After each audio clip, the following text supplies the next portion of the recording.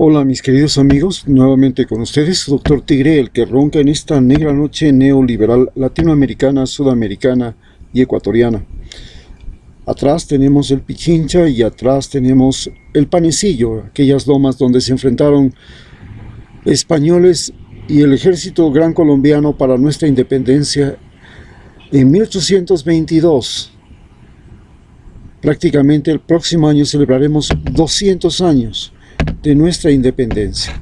Hoy estamos viviendo un momento de zozobra creada primero por la depresión económica que teníamos a través del gobierno de Lenín Moreno, pero agravada dramáticamente con el coronavirus.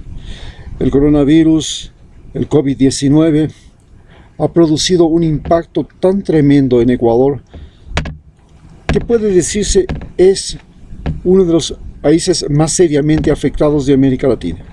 Por supuesto, no deja de ser impresionante lo que está pasando en Estados Unidos, donde hay una descomposición social, y esta descomposición social revela que los afroamericanos, igual que los hispanos, son los más vulnerables en todos los aspectos. En el aspecto sanitario, como hemos visto, la mayor cantidad de muertos ahora son afroamericanos e hispanos porque están en las calles, están expuestos. Y en segundo lugar, porque existe una trayectoria histórica de racismo en los Estados Unidos que fue inclusive el motivo de la guerra de secesión, de las famosas luchas por los derechos civiles en la década de los 60, en la época de la guerra de Vietnam, con Martin Luther King, y ahora que ha despertado nuevamente demostrando que esta herida es una herida sangrante, una herida infectada que marca la historia de los Estados Unidos en los próximos años. De igual manera, en Ecuador estamos viviendo una dictadura camuflada. Esta dictadura camuflada ha violado todas las leyes, entre esas y no solamente nuestras leyes, también ha violado nuestra soberanía. ¿Y cómo llegó a suceder esto? La Constitución de Ecuador dice que no se puede dar el territorio ecuatoriano a países extranjeros para que hagan cualquier cosa, no solamente pongan bases militares, sino que hagan lo que está haciendo Estados Unidos, que la lucha contra el narcotráfico, que llama a ellos. O sea, sobrevuelos militares, inspecciones. Y tienen dos bases militares aquí, en Manta y Galápagos. En este momento, Ecuador es prácticamente parte del poder de Donald Trump. Donald Trump gobierna Ecuador a través de Lenín Moreno y a través de nuestro propio ejército. Pero hemos olvidado que en la guerra del 41, en 1941, cuando firmamos el Tratado de Río de Janeiro, esta guerra se produjo porque había un problema de abastecimiento para Estados Unidos, que necesitaba entrar en la Segunda Guerra Mundial. Necesitaba caucho, y el caucho proveía de Iquitos. Iquitos era el mayor proveedor de caucho de Estados Unidos. Entonces, Estados Unidos reúne a los países latinoamericanos para que cada uno de ellos aporte con algo. Perú señala que el caucho no proviene de su territorio, sino que lo roba de los ríos Putumayo, Pastaza, Napo, que son ecuatorianos y que tienen un mayor caudal y confluencia de agua, y que en esa zona está el caucho. Y señala que Ecuador al mismo tiempo es el mayor proveedor de caucho de Alemania, porque nosotros proveíamos caucho desde Esmeraldas a Alemania, que compraba además tagua, caucho, y sacaba aceites y jabones de la empresa Ales en Manta, Ecuador. Es así como para 1941 invade Ecuador, y en 1940 invade Ecuador, y lo hace con equipos militares norteamericanos que estaban para ir a la guerra. Es decir, Estados Unidos le presta el equipamiento militar para que invada Ecuador y Perú invade Ecuador. Luego se celebra el Tratado de Río de Janeiro. Nosotros perdemos las 3/4 partes de la Amazonía ecuatoriana y nos quedamos solamente con una. Y Estados Unidos, esto va a manos del Perú, y Estados Unidos se queda con Galápagos, lo cual señala cómo fue la trama. Ecuador le cede Galápagos y pone una base militar en Seymour en 1941, justamente después del Tratado de Río de Janeiro. Esa base militar es sacada por el presidente Velasco Ibarra en 1946, quien además desconoce el Tratado de Río de Janeiro, señalando que había una falla. Esa falla era en el río Cenepa, no constaba el río Cenepa. Entonces había un territorio no delimitado entre el río Santiago y Cenepa, y este territorio fue el motivo de la guerra del Cenepa. En aquella guerra del Cenepa era ministro el general José Gallardo Román, mi amigo personal y una persona a la que tengo mucha estima. Su mano derecha en el campo de batalla era el coronel Luis Hernández, que había formado un grupo de comandos especiales indígenas llamada Los Ibias, y con quienes luchaba en el campo de batalla. A su vez, también estaba Paco Moncayo, que dirigía las operaciones, y el general Osvaldo Jarrín, actual ministro de Defensa. Todos ellos se convirtieron en héroes nacionales después de la guerra. Sin embargo, en 1999 firmamos un tratado en el que Yamil Mahuad y Fujimori acordaron terminar los problemas limítrofes entre Ecuador y Perú, y nosotros perdimos todo el territorio por el que habíamos luchado, dejando solamente una base militar simbólica y la posibilidad de navegar por los ríos afluentes del Amazonas con unos puertos, Puerto Borja, por ejemplo, que eran puertos que podía utilizar Ecuador en el río Amazonas para cualquier tipo de comercio. Tras esta derrota diplomática que representaron, y vimos todos, las lágrimas del general José Gallardo, vino una crisis económica en la que todos los ecuatorianos nos vimos enfrentados. La crisis bancaria de 1999 se produjo porque después del gobierno de Abdalá Bucaram, después del gobierno, vino el gobierno de Yamil Mahuad. El gobierno de Yamil Mahuad en la época de Noboa, después de Abdalá Bucaram, de Alarcón, en la época de Abdalá Bucaram, después que fue su sucesor, se hizo una nueva constitución. En esa nueva constitución se permitía a los bancos autoprestarse el dinero de los ecuatorianos. Ellos cogían el dinero de los depositantes, compraban dólares en la calle, los sacaban a paraísos fiscales y a Estados Unidos. Cuando el Banco Central se veía obligado a sacar de sus reservas dólares para evitar la inflación, la subida de precios del dólar, estos inmediatamente introducían los banqueros sus dólares y volvían a comprar el dólar barato y volvían a sacarlo, y nuevamente el dólar subía de precio. Y este juego de subir y bajar de precio, de especular con la divisa, prácticamente aniquiló las reservas del Banco Central, pero además la especulación financiera los enriqueció de manera extraordinaria. Las inversiones no estaban solamente en comprar y sacar los dólares de Ecuador, sino que además invirtieron en la industria camaronera. En la industria camaronera, las ganancias eran extraordinarias. Para aquel tiempo, en 1988, Tuve la oportunidad de hacer un documental con el Canal 4 de Londres, que se llama La fiebre del camarón, y en ese documental conocí claramente y al detalle cómo era este boom de camaronero que devastaba las costas de Ecuador. 1200 kilómetros de costas ecuatorianas eran barridas por 120.000 familias que salían todos los días y las noches durante 15 días, llamados los días de aguaje, cuando sube la marea,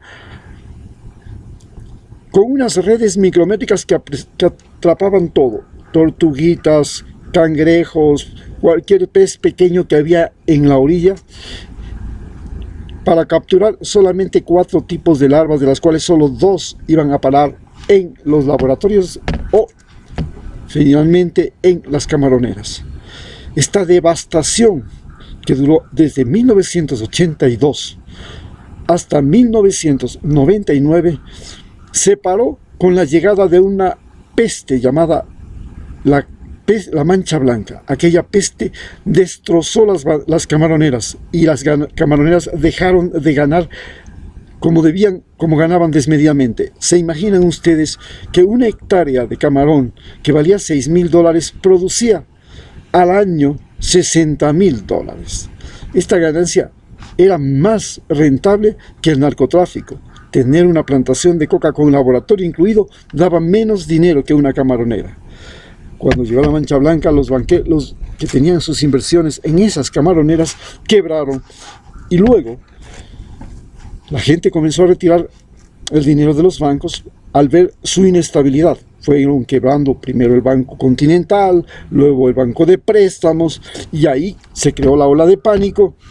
Tras la ola de pánico, la gente comenzó a sacar sus recursos. Los Isaías fugaron con la plata del Banco Central que les habían prestado para rehabilitar el banco, para reactivar el banco. Y ahora viven plácidamente en Miami, protegidos por el gobierno americano. Ellos eran los dueños de la mayor cantidad de medios de comunicación en el país. Recordemos que eran dueños de Gamavisión, Telecentro, como 700 emisoras, y Aspiazu era otro de los individuos que era dueño del telégrafo y del banco, el banco de Aspiazu, el banco de préstamos, creo que es, el banco de préstamos no. Este banco de Guayaquil, que tiene el edificio más alto. Bien, el general José Gallardo, entonces ministro de Defensa, fue el hombre que capturó a Aspiazu, impidió que salga y que se fugue, algo que no estaba autorizado por el presidente Yamil Maguad. Aspiazu entonces reveló que Yamil Maguad había ganado la campaña electoral mediante fondos ilegales obtenidos de la banca, porque había un límite de gasto electoral después de las elecciones de Abdalá Bucaram, y ese límite del gasto electoral impedía que los bancos pudieran gastar. Pero Alvarito Noboa, de manera ilegal, había gastado $40 millones, y Yamil Maguad, para ganarlo, pidió dinero a los bancos, y más de $6 millones fueron entregados por el Banco de Préstamos. Esto fue uno de los motivos de la caída de Yamil Maguad y la subida de su sucesor, Noboa. Tras esto vinieron las elecciones. En las elecciones, vale señalar que en la caída de Yamil Maguad, yo era un médico y trabajaba en la exportación de flores a Rusia desde el año 1993. Desde 1993 a 1997, 6 meses trabajaba yo exportando flores a Rusia, los meses de otoño e invierno, y 6 meses era médico en Ecuador. Aquellos tiempos me permitieron financiar inclusive la campaña, dar un pequeño aporte a la campaña del general José Gallardo, que era el candidato contra Abdalá Bucaram. Abdalá Bucaram era candidato a la presidencia en una confrontación con Freddy Ehlers, el productor del programa La Televisión, y el general José Gallardo. Para mí, Abdalá Bucaram, con ese bigotito de Hitler, con esa gritonería que tenía y con esa espectacularidad, me parecía un individuo sospechoso. Freddy Ehlers tenía el problema de que hablaba en favor de los pobres y la naturaleza en su programa La Televisión, pero vivía una doble vida, una doble moral. Gozaba de los mejores hoteles, de los mejores lugares, de las mejores comidas, y lo mostraba en su, claro, haciendo publicidad de los mejores hoteles y de las mejores comidas y de los mejores restaurantes del mundo en su programa de televisión. Era una doble vida. Me parecía que el hombre más honesto que podía ser candidato era el general José Gallardo. El general José Gallardo había mostrado valentía, porque fue el hombre que dijo en el momento del conflicto y la invasión, porque Fujimori utilizó la guerra del Cenepa para dos razones: su reelección y para eliminar de los barrios pobres de Lima a todos los jóvenes que estaban relacionados con Sendero Luminoso. La excusa de un estado de guerra, de una situación de guerra, le permitió a Fujimori utilizar el estado de excepción para exterminar a Sendero Luminoso y al mismo tiempo hacer la guerra a Ecuador, ganar las elecciones. En estas condiciones, mi general José Gallardo, que fue el que dirigió la estrategia, compró armas a Nicaragua, a Argentina, entre ellas las Katiushkas de Nicaragua, armas que fueron la clave para que el ejército ecuatoriano tuviera una victoria militar que no fue respaldada ni refrendada por una victoria diplomática, como siempre, porque en la historia de Ecuador hemos perdido todas las guerras que hemos participado por nuestra mala y pésima diplomacia. Nuestra diplomacia ha perdido, porque mientras los valientes están en los campos de batalla, los cobardes están en el Ministerio de Relaciones Exteriores. No todos, por supuesto. Tengo una honrosa excepción como mi querido embajador Juan Salazar.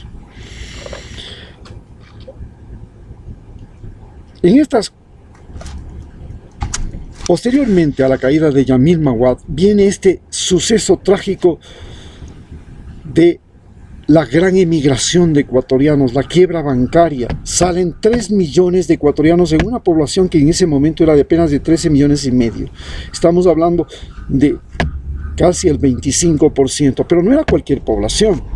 Era gente que podía trabajar, gente que trabajaba, gente sana, mujeres y hombres. ¿Y qué quedó en el Ecuador? Los viejos, los niños, los enfermos.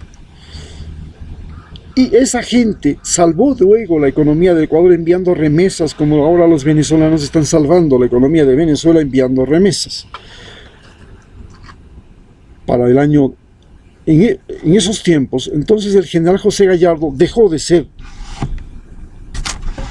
ministro de Defensa y junto conmigo fundamos la Fundación Ecotrackers, y en esta fundación queríamos desarrollar y comenzamos a desarrollar el turismo comunitario.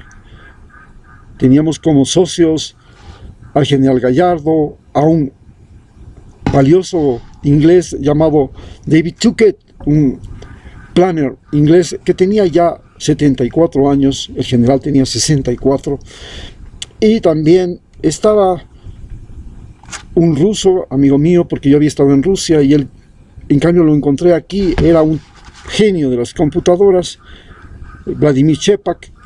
Teníamos también profesores como el profesor Jorge Santos en el Cabo San Francisco y campesinos.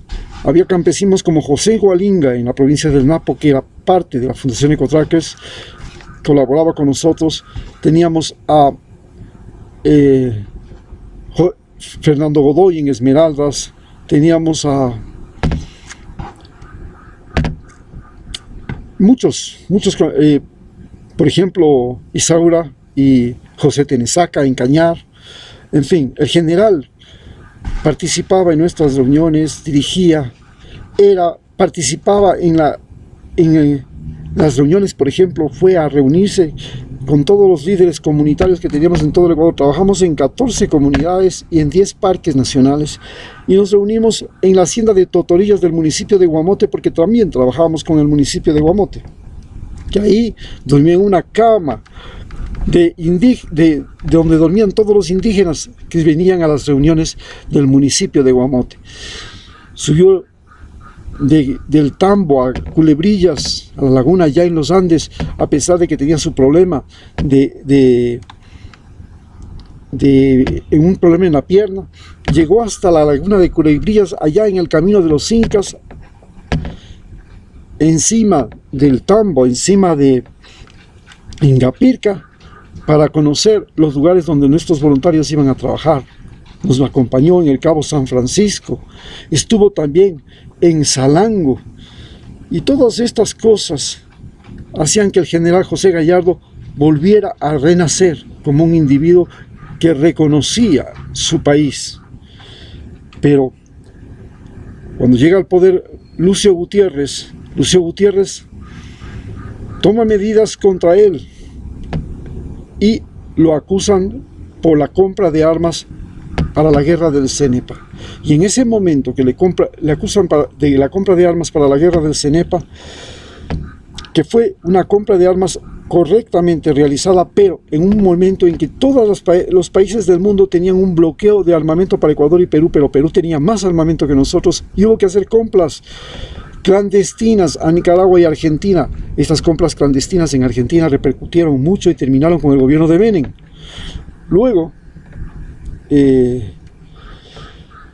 teníamos las cosas nosotros, el general José Gallardo y Luis Hernández, su coronel y su amigo, que también tenía un negocio de turismo y por el cual estábamos relacionados. Él tenía unas cabañas en el Cuyabeno y nuestros voluntarios iban a las cabañas que él tenía, por lo menos alguna vez, en el Cuyabeno, y trabajábamos en esto de la protección de la naturaleza y el de desarrollo del turismo comunitario juntos.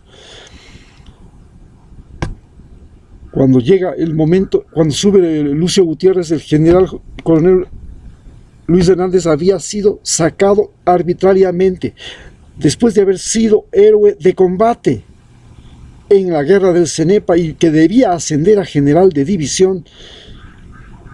Lucio Gutiérrez lo saca y lo manda porque no le apoyó cuando él hizo el golpe de estado contra Yamil Maguad con la ayuda de la CONAIE, y luego fue destituido por la embajada norteamericana, si ustedes se acuerdan, que lo puso a Noboa, que era el vicepresidente, como reemplazo. Entonces, en venganza, Lucio Gutiérrez le saca al coronel Luis Hernández, y el coronel Luis Hernández, junto con nosotros, comienza una lucha contra Lucio Gutiérrez cuando Lucio Gutiérrez crea la Pichicorte. Primero, porque ya les digo, le quitó a Luis Hernández su derecho a ser general. Inclusive él hizo juicios, hizo un libro que se llama Por Honor, con el editorial de Carlos Vera, y Carlos Vera lo convirtió a Luis Hernández en una figura de las noticias. Luis Hernández, entonces, con su facilidad de oratoria que tiene, de conversación, de diálogo, se convirtió en la figura de los medios de comunicación contra Lucio Gutiérrez, y el general José Gallardo en la víctima, porque tenía una persecución judicial también por el gobierno de Lucio Gutiérrez. Esto llevó a que un día, cuando Lucio Gutiérrez hace el ataque a la Corte Suprema de Justicia y crea la Pichicorte con la ayuda del partido MPD, nosotros salimos a protestar al frente de la Corte Suprema de Justicia. Yo levanté en mis hombros al general José Gallardo, que avivaba las protestas que hacían los estudiantes de las universidades privadas de Quito, porque la Universidad Central, controlada por el MPD, no se plegaba a estas protestas, ni tampoco los colegios estatales, también controlados por el MPD, porque ellos tenían jueces en esta nueva Pichicorte. Un día fue arrestado el general José Gallardo, ahí a las puertas de la Fundación Ecotrackers, llevado a un cuartel, y en ese momento las visitas, la popularidad del general se engrandeció. Apareció Roldós. Roldós se prestó para ser el abogado defensor del general José Gallardo. Roldós quería ser presidente. Entonces salió el general libre y nosotros comenzamos a reunirnos para formar un movimiento que se llamaba Andes, que luego fue el origen del movimiento Red, la red de Roldós. Roldós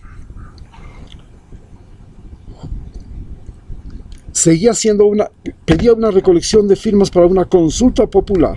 En esa consulta popular se pedía las bases para una nueva Corte Suprema de Justicia. Pero en las calles, Ruptura 25 convocaba a los ricos de la ciudad a protestar en la avenida Chiris. Fue la primera vez en mi vida que vi a los ricos protestando. No participaban, como digo, las universidades estatales ni los colegios estatales. Esta protesta duró meses, pero nosotros nos reuníamos en el Cenecid, en la 9 de octubre y Carrión, con políticos mañosos. Estos políticos estaban encabezados por Fausto Cordobés y otros más que habían sido patriarcas de las componendas desde la época de Velasco. Finalmente cayó Lucio Gutiérrez. Los patriarcas de la componenda que nos reuníamos, finalmente yo fui sacado de esa componenda. Ocuparon cargos públicos en el gobierno de Palacio, el Ministerio de Petroecuador y ministerios. Ahí la conocí a María Paula Romo, y después de eso vino otra cosa, que fue la caída de Lucio Gutiérrez. Cuando viene la caída de Lucio Gutiérrez, entonces, en el tiempo de Palacio, surgen las elecciones para para el año 2006. Entre los candidatos estaba, por supuesto, León Roldós. León Roldós me invita a una reunión en el hotel Swiss Hotel y me doy cuenta que León Roldós estaba rodeado de la crema y nata más pestilente del Ecuador. Eran aquellas personas que yo durante toda mi vida aborrecí, porque mi mundo estaba al lado de los campesinos, de los pescadores, de los vecinos. Y en aquella reunión estuvo presente el entonces prefecto de Pichincha, Ramiro González. Un día, la campaña seguía y el general José Gallardo era el motor más importante de la campaña, y León Roldós lo utilizaba como anzuelo para capturar seguidores, porque el general había sido un héroe de la guerra y un hombre valiente que enfrentó a Lucio Gutiérrez, cayó preso. A su vez también Lucho Hernández, como estrella de los medios. Todos ellos parecía que iban a ganar las elecciones, pero surgió Rafael Correa. Un día, la locura de León Roldós, que era simplemente vanidad. ¿Cuál es el problema de Roldós? La vanidad.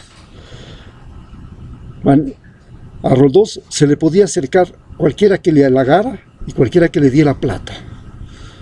Era un hombre que reciclaba, comenzó a reciclar basura política del Ecuador, viejos políticos, y los ponía de candidatos para ser en ese momento diputados. Pero cuando llega la muerte del notario de Machala, entonces en una reunión donde se debería proclamar a José Gallardo como candidato a la vicepresidencia con Roldós, lo humilla lo saca, le desacredita. Yo lo acompaño hasta la puerta y le digo: general, no se preocupe, Roldós va a perder. Usted tiene que lanzarse de candidato a diputado, pero no a vicepresidente, porque no tiene chance de Roldós. Va a ganar Correa, se lo dije. ¿Y por qué yo sabía que iba a ganar Correa?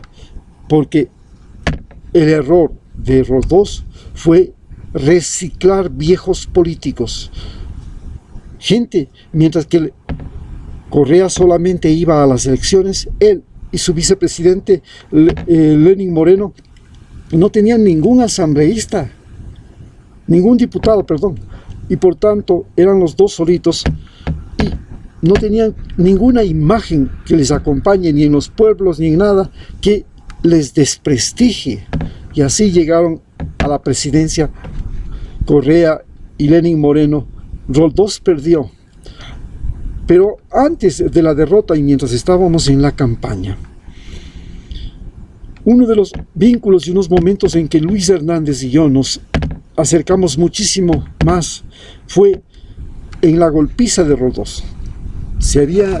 Habían las protestas contra el alza de los pasajes, y los muchachos del colegio Dilio Aguilar, que son el colegio de la Universidad Central, o eran el colegio de la Universidad Central, estaban exaltados quemando buses a la entrada frente a la Facultad de Jurisprudencia. Y en ese lugar, en el Paraninfo Che Guevara, se organizó la exposición de León Roldós sobre la consulta que él estaba promocionando, acompañado del general José Gallardo y de Luis Hernández, a la que asistieron políticos y profesores universitarios.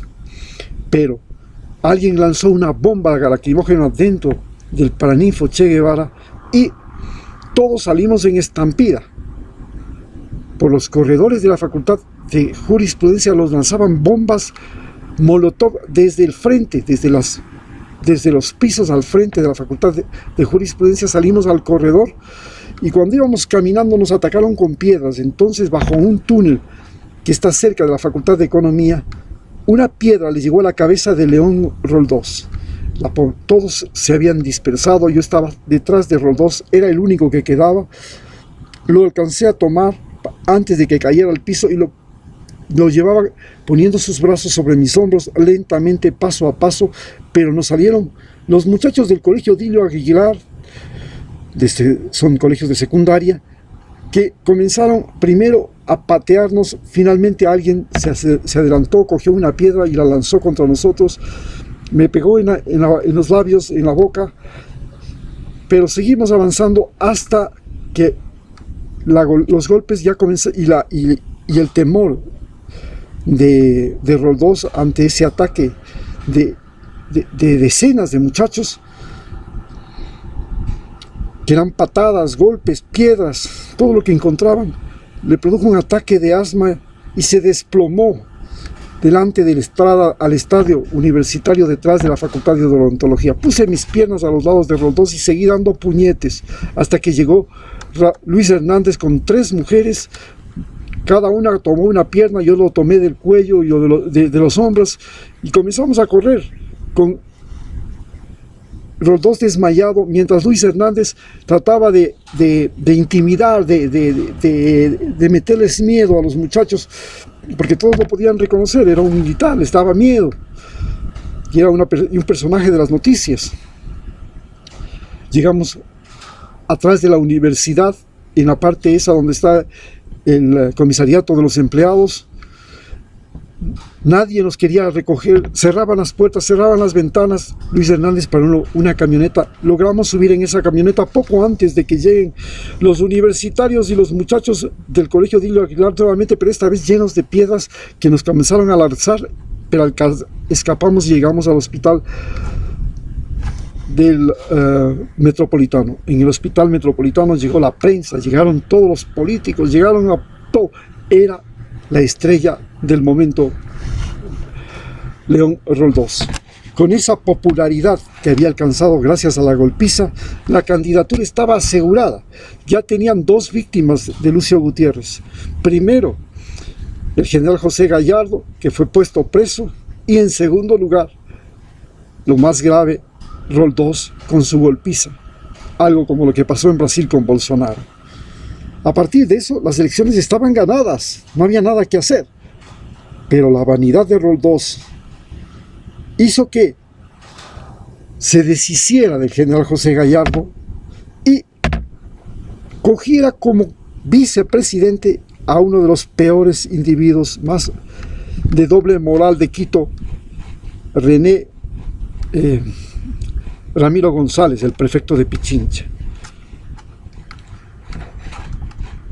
Ramiro González se le ocurrió entonces decir que los moradores del cantón Muisne eran los cuenteros de Muisne, como Dante Reyes. Eso fue algo terrible que impactó en la provincia de Esmeraldas. Y el último día de campaña, Roldós se fue a presentar a Muisne. En ese momento yo estaba cerca, estaba en Atacames, fui a salvarle nuevamente porque sabía que le esperaba un linchamiento de la población, alentado por Álvaro Noboa y por aquel mensaje de Ramiro González.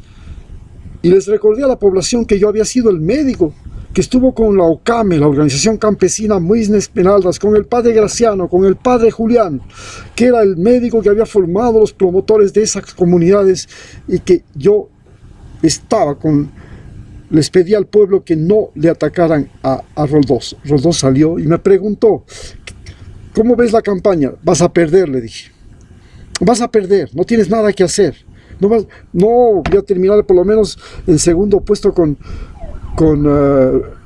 Correa, y después todos los partidos se van a unir en contra de Correa conmigo. No vas a llegar ni al cuarto, vas a perder, se lo dije.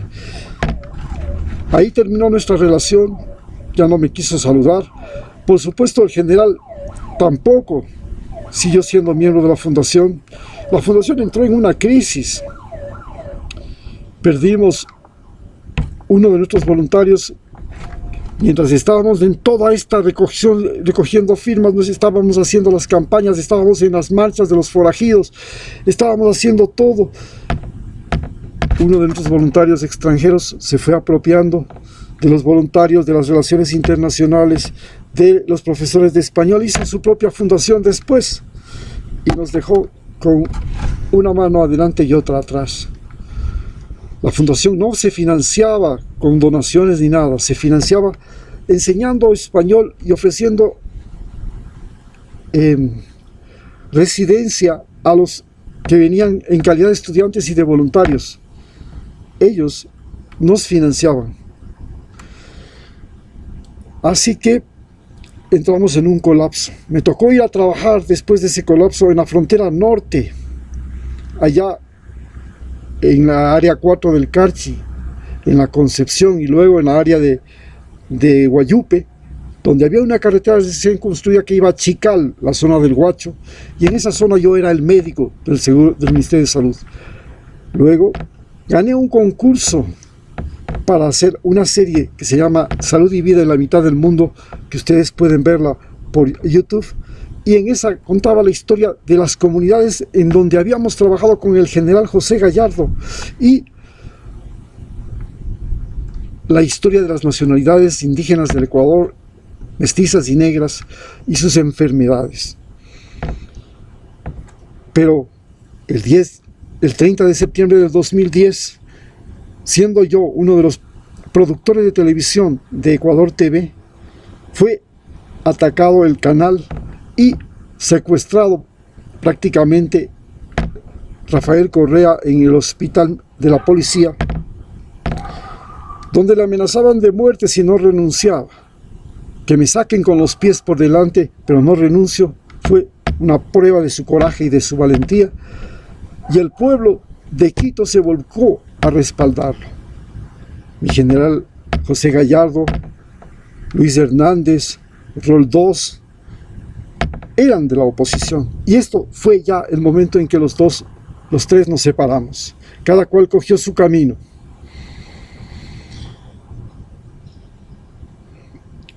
Continué siendo médico luego del Seguro Social Campesino en la zona del Muisne, en la zona del terremoto, y le defendí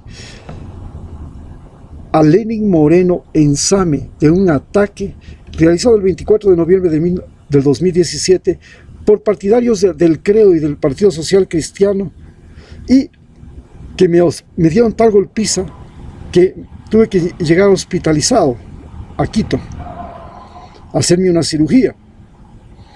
Y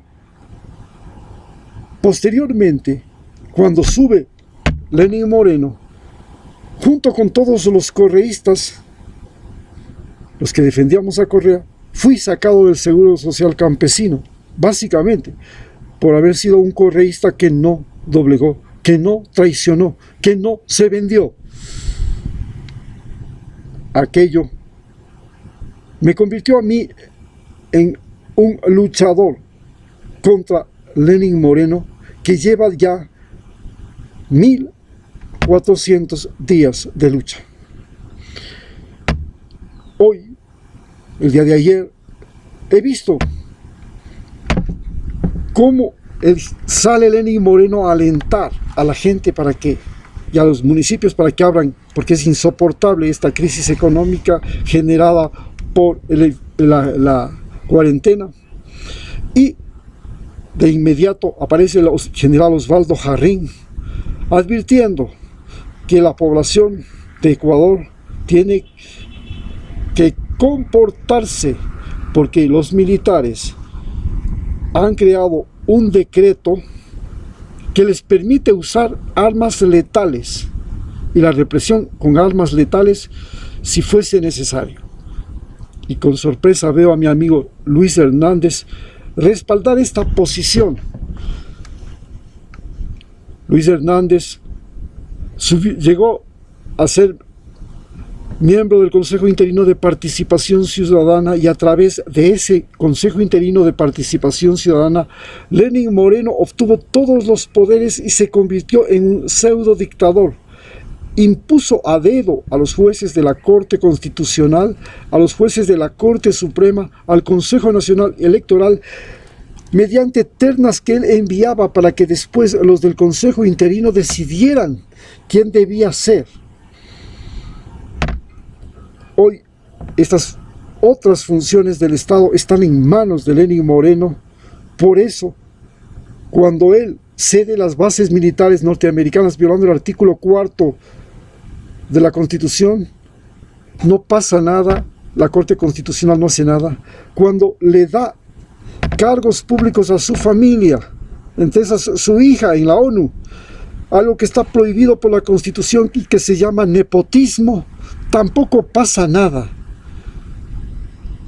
En estos momentos en que la población de Ecuador se encuentra hambrienta, ya ha salido de una enfermedad, y todos hemos tenido gente a la que lloramos, en mi caso 2 personas, mi propia hermana y prácticamente la madre que adopté en la Reserva Ganadera San Francisco, doña Brígida Mosquera, una curandera que me enseñó a utilizar las plantas medicinales. Yo veo cómo puede suceder que el ejército ecuatoriano al que nosotros alimentamos, al que nosotros le damos estudios, armamento, equipamiento, y nos sale carísimo, o que creen que un submarino no cuesta nada, o que un avión militar no cuesta nada, o que el entrenamiento del piloto de ese avión no cuesta nada, es lo más caro del país. Las Fuerzas Armadas son lo más caro que tiene el país. Esas Fuerzas Armadas que nosotros alimentamos hoy salgan a las calles para amenazarnos, no lo considero.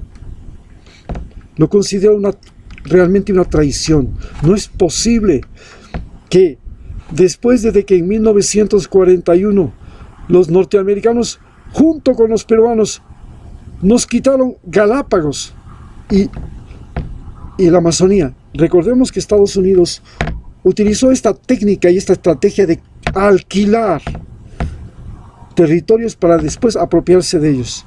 Eso lo hizo con Texas, eso lo hizo con Alaska, eso lo hizo con Panamá. Cuando compró Alaska, primero se la arrendó a Catalina la Grande, y luego cuando hubo la revolución rusa, aprovechándose de la crisis y de la guerra denominada entre los blancos y los rojos, después de la revolución rusa, invadió Siberia para querer cogerse desde Alaska todavía más el territorio ruso. Pero los siberianos lo rechazaron, pero se quedó con Alaska. Cuando llegó a Panamá, arrendó el territorio del Canal de Panamá, pero luego cuando Colombia no lo quiso aceptar, organizó la separación de Panamá de Colombia, y en Colombia desató la guerra entre liberales y conservadores. Estamos hablando de la famosa Guerra de los 1000 días. En Ecuador se apropió de las Galápagos, Velasco le sacó, y Lenín Moreno y el ejército ecuatoriano, después de que nos defienden Cenepa, de la forma más inocente, le entrega no solamente Galápagos, le entrega Manta, y además se entrega el ejército ecuatoriano, porque cada 15 días vienen oficiales norteamericanos a asesorar, entre comillas, en la famosa guerra al narcotráfico, y vienen entrenadores de la DEA a entrenar a la Policía Nacional. Somos un país donde Donald Trump puede decidir nuestra suerte y nuestra muerte. Somos parte del poder que tiene en el puño de la mano Mike Pompeo y Donald Trump. No somos un país de los ecuatorianos, donde nosotros los ecuatorianos podemos decidir nuestra suerte y nuestra muerte. Muchas gracias.